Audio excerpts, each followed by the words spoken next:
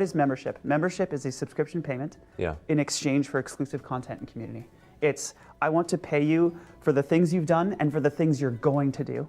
And I want access to the things that you make. I want the extra stuff that you make that you're not putting out, online. The special stuff. The special stuff. I want the behind the scenes stuff. So if I'm paying this money, I should get something also as a consumer. Yes, of course. Yeah, there's a real value exchange there, right? Like membership isn't asking for money. Membership is giving your fans extra value.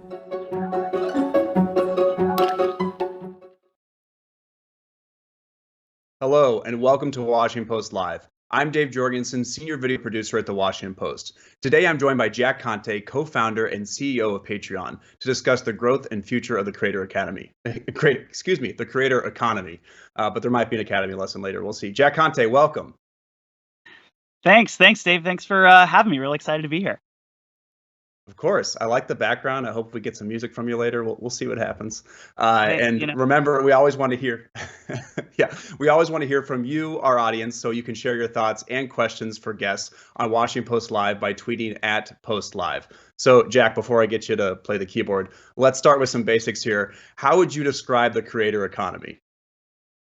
I think your intro clip described it quite well. The creator economy is this birth of, now hundreds of millions of people who are taking advantage of these wonderful creation tools that are now available to so many people at a scale that I think we never have seen before, in our history. This camera is a higher resolution camera than the one used to film some of my favorite movies, and now billions of us have these in our pockets and we get to make videos. And this microphone, showed up at my doorstep in less than 24 hours from an order from Amazon. Like, it's easier and cheaper and faster to make things than it's ever been in human history. And there's now hundreds of millions of people making things. And then if you combine that with the fact that we're all now connected because the last 20 years or so of the internet, you get people who are making things and then reaching others with the things that we make. We call those people creators.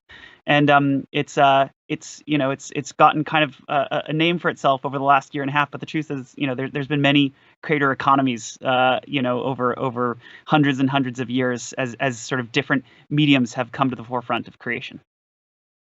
Well, you're absolutely right, because I've been using this phone now for 3 years to make TikToks for the Post. I used to have a nice Sony camera I would use, but I don't need it. This works fine, and I shoot them vertically, and it's a lot cheaper for everyone.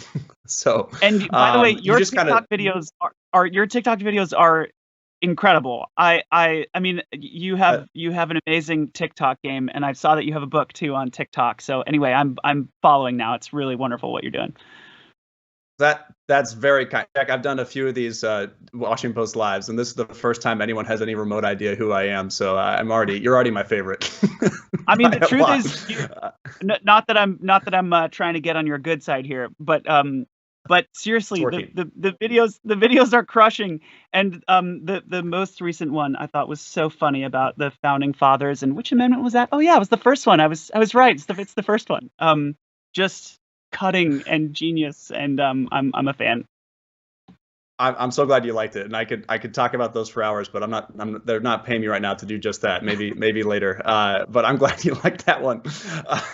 I got to move on though and talk about Patreon, which you founded back in 2013. How did being a musician and filmmaker on YouTube inform essentially what was the thesis behind Patreon, and what was missing in this ecosystem that translates art to dollars? Yeah. So I'll correct one thing about the intro video, which said, I think it said Jack Conte, former YouTuber. I'm still producing 100 music videos a year on YouTube. So I'm still active and putting out lots of music and lots of videos, and a current YouTuber. So it informed, Patreon 9 years ago when we launched, and it continues to inform Patreon today. Every day. And maybe a couple things stood out to me. As a YouTuber, I was, when Patreon launched, I was reaching, a couple million people a month with my YouTube videos.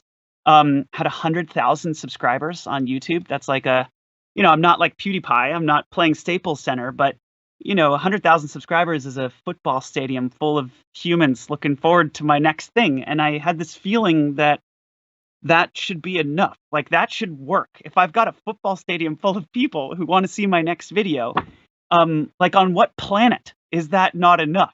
In what world does that not translate to making an income? And no one else was really thinking about that or doing that 9 years ago. It's only in the last couple of years I think people have really started to wake up to the fact that creators deserve to be paid for the work that they're contributing to the world. I mean, creators make our lives better every day with their work and insight and holding a mirror up to society. And it's an important function. Creativity is it's not just beautiful, but it's an important function for in the world. And creators ought to be paid and compensated for doing what they do. And yeah, I mean, 9 years ago, when we launched, I was reaching 1 million people a month and getting paid $166 in ad revenue, and that felt awful. It felt unfair. It felt like it wasn't reflective of my impact. And so that was when I sort of sketched out an idea on a few pieces of printer paper and launched Patreon.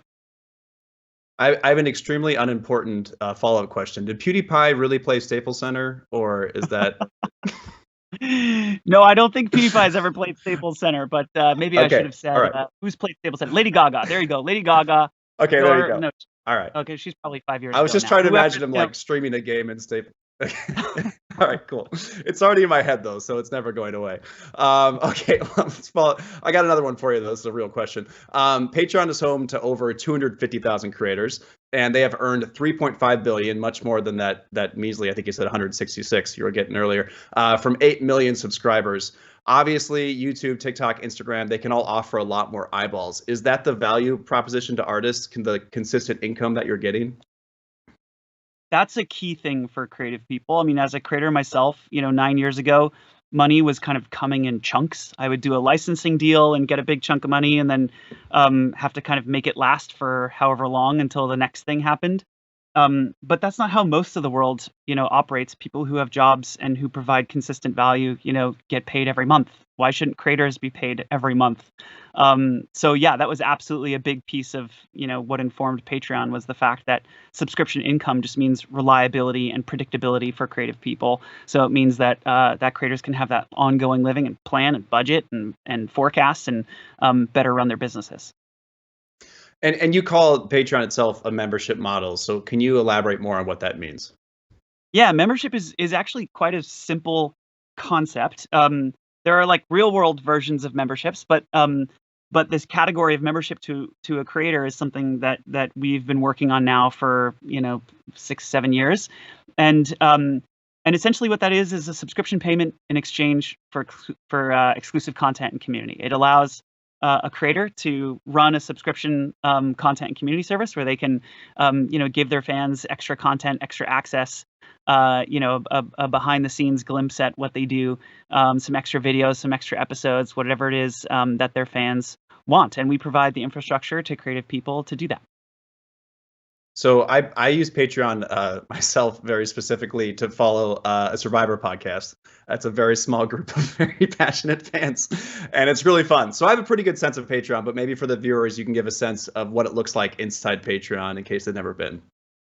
Sure. So a creator signs up and then they start a page. That's kind of a landing page for their fans. So fans can come and decide whether or not they want to be members. And then when a fan does, and when a fan becomes a member, the creator gets a suite of tools, including like a CRM and posting tools. So they can communicate with their fans, they can communicate with their members, and then it allows them to make posts and fulfill the benefits of their membership with their patrons. And you already talked about this very briefly, but what are the drawbacks of the advertising model for artists on YouTube? Are you just not, you're not getting a bang for your buck, but what's going on there? How is it so little compared to, what Patreon might be offering? How long do we have? Well, in all seriousness, I think there are actually a lot of drawbacks. And I know we all know about many of them. There's serious side effects on privacy, on security, on how on our relationships, on addiction. There's some serious problems with the advertising model. I think for society as a whole, that we've really woken up to over the last 5-10 years in particular. But I think, even worse for creative people, um, there's a problem of efficiency. Specifically, if I say I'm a super fan of a particular creator, and say, I follow them on Instagram, I watch every YouTube video, I go to all the concerts, I have the T-shirt, I'm a super fan. I love this creative person. They make stuff that I enjoy every day. And when that creator releases a new video, for example, um, and I watch that video under an advertising model, my view of that video translates to fractions of a penny being transferred to that creator. It's like 1/1000th of a CPM is what my view is worth in an ad-driven ecosystem. But that's ridiculous. If I'm a super fan and I love this creator and I love everything they do, this video that they just made might be worth $10 to me. It might be worth $20. And yet in this advertising system, it's worth less than 1/1000th of a penny. That's crazy to me. It doesn't make any sense. It's not good for creative people. It's not what fans want. And there needs to be more models. Now, I actually think it's really important for creators to diversify their income stream. So we don't advise creators to turn off ad revenue unless they want it. It's actually helping to support a lot of creative people right now. It's just not a very efficient way to do it, and it's certainly not enough to build a full creative business. And you're helping them build these businesses, obviously. And I'm curious, and tell me if I'm off here, but it seems like you don't necessarily prioritize audience building. Is that correct? And can you tell me more about that as well? What we prioritize is a direct relationship between a creator and their fans. And so I'll give you an example of how that translates into the product. When a creator makes a post on Patreon, we deliver 100% of those posts to 100% of their patrons 100% of the time. No questions asked. That's very different from when I make a post on Instagram or Facebook or anywhere else. When I make a post on Facebook now, a little pop-up comes up and says, "Congratulations, you've reached 2.5% of your audience. Would you like to reach 3% of your audience? Pay $200 to boost this post." Oh God, that is the opposite of a direct connection with your fans. That sucks for creative people. That is mitigating the relationship. Sorry, I'm getting frustrated because it is frustrating for me as a creator to have invested for decades in these platforms and then to have them basically cutting off my relationship with my fans. That's the opposite of what's good for creativity. It's the opposite of what's good for creative people. And so the way we view it is a creator ought to own that relationship. A creator ought to have the pipeline to their fans, no questions asked. And that's what we prioritize. Now, the reason these other platforms mitigate that relationship is because they prioritize audience building and personalization and discovery and those sorts of things. And I actually think that's an important, obviously, it's a very important thing for creative people. And I think they need that. We need that. We need to be able to reach new fans and new audiences elsewhere. But it's not the focus of Patreon. The focus of Patreon is providing that connection and providing that ongoing relationship and ensuring that relationship is owned by creative people. And this economy has changed a lot, as we talked about just in the last 5 years, and not decade, however long, in part thanks to Patreon. But today, when you hear from content creators, what are they saying that's missing today in the equation? So many things. There's so many things that are missing for creators. List three. The best way to think about this is what is happening right now is a creative renaissance, right? For the last 20 years, with the advent of the internet and low cost and ubiquitous creation tools, we've seen so many people start to do creation as a living. But it's still a very young industry, right? It's still and so most of the problems for creators to build, if you think about it this way, it's problems around creators building online media businesses. That's essentially what creators are doing. Building their and there's kind of no infrastructure for creative people to do. There's no, if you need to hire teammates, if you need to, if you need healthcare, if you need, to have business intelligence, if you need 3P and distribution for physical goods. There's so many problems that creative people have, and they're kind of having to cobble together all of their own solutions to kind of build their own media companies. And that's hard. Like, creators have their work cut out for them just making, their art for the world and producing their art. That's enough of a job. But now we're expecting them to be CEOs of their own media companies. And that's a hefty job. That's a hard job. And so there's a lot of problems associated with kind of scaling and just keeping going, building your own media company as a creator. We talked a lot about this relationship that the creators have with YouTube, wherever else they're posting, and then of course the relationship with Patreon. We just had this Twitter question come in from Phil Parkman. It says, "What responsibility does Patreon have to censor their creators?" It's such a good question. So the way we think about this is essentially content policy and trust and safety are like very important functions, and I don't think many companies are doing that well right now, largely because I think it's a burgeoning field, and obviously there are like very complicated issues around what is okay to say and do on the internet and what is not okay to say and do on the internet. And I am incredibly proud of Patreon's content policy. I think we've invested deeply there. 10% of our team is devoted to this problem, to content policy and trust and safety, and making sure that we're making the right decisions.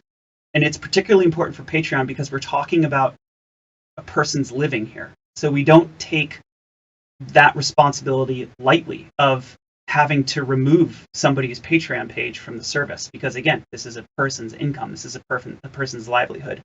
That said, there are cases where I think it's the right thing for us to do to act and take down a page. If a page is, for example, spreading instructions on how to pour concrete on railroad tracks, we can't allow that on Patreon. If a creator is spreading instructions on how to manufacture guns and bombs, like we obviously we can't allow that.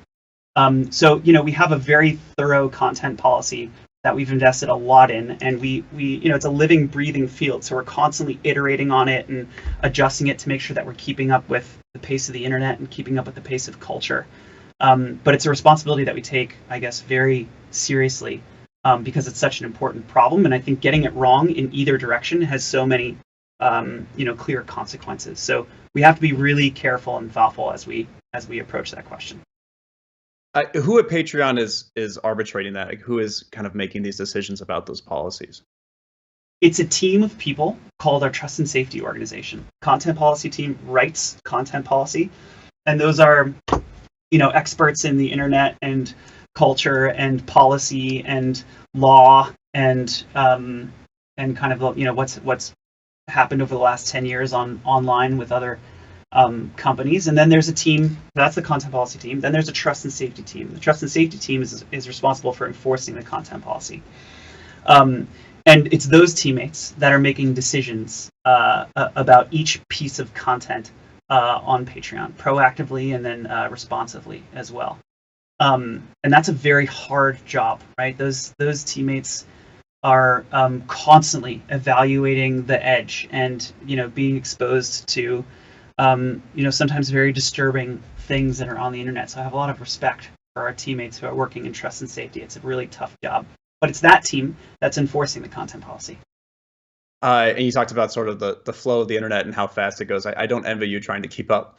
I've noticed a lot, even with TikTok. I mean, it's just constantly changing. And there's actually, we have a question here that kind of reminds me of how quickly TikTok and its policies are changing. It's another Twitter question from Rock Dots. That's the handle. Jack, with respect to music in particular, there's a large established music business with its own rules and flow of money. Can creators participate in that? And Patreon, what are the challenges there? Yes, absolutely. Creators, I mean, we don't have restrictions on what types of industries you can and can't do. If you're working with a management company, or if you're assigned to a label and you're not happy with the deal, we're not going to stop you from launching on Patreon. Of course not. I mean, in many ways, we are there to support creators who are unhappy with their current business arrangements and are looking for for a better route where they have autonomy and control, and where they don't have somebody telling them what BPMs to write their songs at, which I think is a frustrating thing for a lot of creators who are kind of in the establishment, feeling like they don't have full creative ownership of their work. A lot of the creators that we see on Patreon are joining the platform because they want creative independence, they want creative control. And so absolutely we allow those creators to join the platform and to build their own businesses and have their own sense of autonomy and creative control. And there are all kinds of creators and artists on Patreon. Do you have a sense of what genre of artists seems to perform the best? What's so interesting about that is it has nothing to do with genre, and it has nothing to do with the medium that the creator is working within.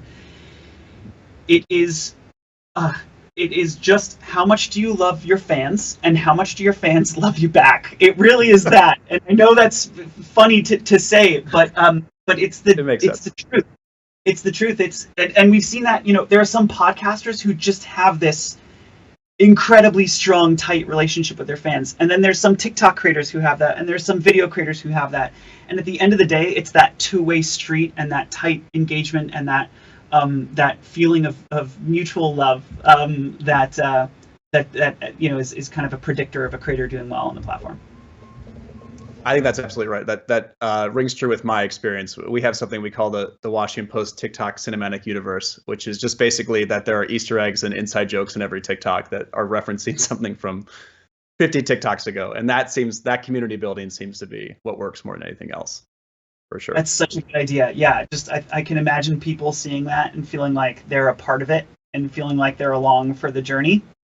And so that's exactly right. Makes a ton of sense. Yeah, and for me it is a full-time gig, but I'm curious the sort of makeup of the creators you have on Patreon. Are a lot of them full-time, or is it kind of supplementing incomes? How does that work? So the goal of the company, what we want to do is provide infrastructure for creators to quit their jobs and do their businesses and their creation full-time. Now the platform is open, which means that we don't stop people from setting up a Patreon page. So as you can imagine, there's a lot of people who launch a Patreon page who are kind of aspirational, or don't, they want to eventually get into creation, but they haven't yet. And so we're not going to stop those people from launching a Patreon page, but there are a lot of those pages on Patreon. It doesn't change the fact that who we're building for and the kinds of things that we build are things for people who want to be a creator full-time, things for people who want to build a creative business, want to reach their fans, have that be the thing that they wake up every day and do. So I saw on the Patreon website, or I think it was a Patreon blog page related to the website, basically it was a really helpful page on here's how you can get health insurance, here's the myths about health insurance, all that kind of stuff.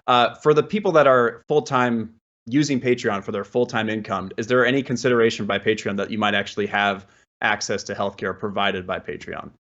This is something I'm so excited about and I want to do in the future. We don't have a timeline on it or any sort of horizon. It's not currently on the roadmap. And the reason is because there's actually a lot of work to do on just the core of membership with regard to helping creators showcase their work and build communities on the platform. And so we're prioritizing that.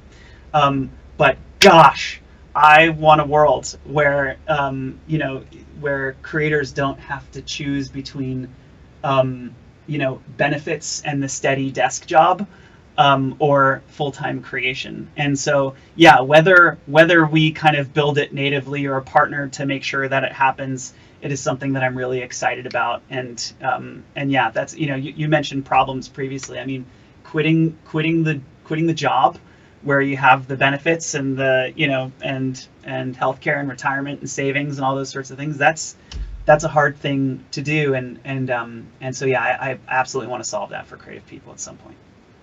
Well, I think you would be ahead of basically the landscape as it is right now. But I would like to talk more about that landscape. We have these immediate giants that are now kind of doing the same thing you started many years ago. There's Substack. I think the Jonas Brothers have something called Scriber, I think. And you were early and you were right. But are you concerned about the other companies entering this space? It is my job to be paranoid as an owner of a platform about competition. That said, I'm not losing sleep over it, and I guess there's two reasons. One, sometimes people ask me about the fact that, well, Instagram's got subscriptions now, and YouTube's trying to get creators paid, and all these people are trying to get creators paid. Like, Jack, aren't you worried about this? My response is, hallelujah. Like, finally the world is waking up to the fact that like creative people should be paid for their work. I'm so grateful and thankful that we're entering a new phase. And what's even better is that it's not going anywhere. Like, there's so much momentum and excitement about the creator economy now that all these big companies are vying to be the best company at getting creators paid. That is great. I'm very happy about that as a creator myself. We couldn't be in a better position. I think over the next couple decades, there will be billions and tens of billions of dollars sent to creative people, and that is going to accelerate this coming renaissance that we foresee. So I'm very excited about that. And then in terms of competition and what it means for Patreon, we do a lot of things differently that I think give us an advantage, and that's another reason that I'm not worried. Is that one, creators are who we're serving, and that's it. We are serving creators; they are our priority. And on Instagram and Facebook and all these other platforms, creators are one of 50 constituents in their massive ecosystems, and they're constantly making trade-offs that hurt creative people, and it reduces trust in those platforms, and it reduces my ability to long-term bank on those platforms to do my thing as a creator. I mean, I remember years ago when YouTube made a ranking change to its algorithm, and my traffic got cut in half. I remember when Facebook did the same thing, and it wasn't just creators that got hurt, it was media companies and publishers that end up going through layoffs because suddenly they have less traffic and less people reading their things, and Facebook just feels fine making those decisions, and that's not good for creative people. So at the end of the day, I'm not losing sleep over those companies, because I think I think we put creators first every time, over and over again, and eventually I think that will breed more trust and give creators more control and make creators more successful on the platform. So over the long run, it's not something that I'm that I'm losing sleep about. Well, I think that mixture of paranoia and excitement is healthy too, because like in my very small corner of the creator economy, when other people said, "What about other newspapers on TikTok?" I'm like, "Great, they'll just prove that we work just as hard, and that them being not as good as us will show how much better we are." Exactly. Yeah. I think from our standpoint, like, the more creators, the better. The more creators quitting their jobs and building businesses and doing what they do best, the better. Like, we're thrilled about that at the end of the day. I mean, just even selfishly for Patreon means we have more people to be building for. So we're thrilled about it. I have one last question for you, and I'm asked a version of this a lot, so now I'm passing it on to you. It's like The Ring, where I have to pass it on now to get rid of this question. But where do you see the creator economy in 5 years, and Patreon itself? Yeah. I think in 5 years, let's go 5 to 10. I'm going to say 5 to 10 years. The thing that I'm most excited about is I foresee a cultural change. I foresee a world where creative people are valued and respected, and I see the dissolution of the term starving artist, and I see a world where being a creator is normal, where a kid graduating high school and college can think of being a creative person as an option, not a dream. It's something you can do, and the infrastructure is there to support you in that. I think that's coming sooner than we all think. It's actually already here. It's just the culture that hasn't kind of caught up with it yet. But we are very close to that world, and it is a world that I'm just personally very excited about. Me too. It's within reach. That's all the time we have for today, Jack. At the intro here, you corrected something for us. Now I need you to correct me. Is your last name Conte or Conti? I say Conte, but enough people say Conte that it's probably that too at this point. Do you know if you Google your name, Google says this is how to say Jack Conte, and it says Conte? You're kidding me. I'm not. That's why I was like, I got it. The Google says. Google is wrong. Wow. I know. I've just demonstrated another part of the creator economy, misinformation. But anyway, yeah, it's Jack Jack Conte. Got it. Well, Jack Conte, we are out of time. But I appreciate you correcting me and this whole conversation. Thank you so much for joining us here on Washington Post Live. Of course. Thank you, Dave, and keep crushing it on the TikToks. I appreciate it. And thanks to all of you for joining us here today. I'm Dave Jorgensen. To check out what interviews we have coming up, please head to WashingtonPostLive.com to register and find more information about all of our upcoming programs. Thanks again for joining us.